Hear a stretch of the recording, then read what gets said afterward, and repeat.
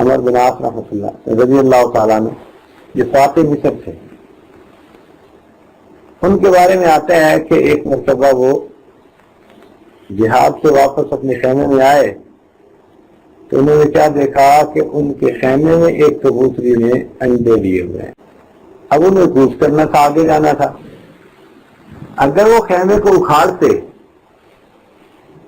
تو کبوتری نے انڈے دیے ہوئے تھے، اس کا گھونسلہ خراب ہوتا، انڈے ختم ہوتے، تو انہوں نے اپنے ساتھیوں کو کہا کہ آپ اس خیمے کو یہی لگے رہنے دو۔ انہوں نے کہا جی کہ پھر آپ آگے جا کر کیسے ٹھہریں گے، قیام کریں گے؟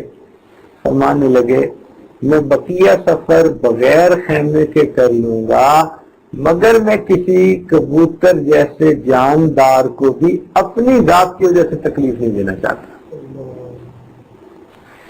چنانچہ انہوں نے خیمے وہیں رہنا رکھ دیا۔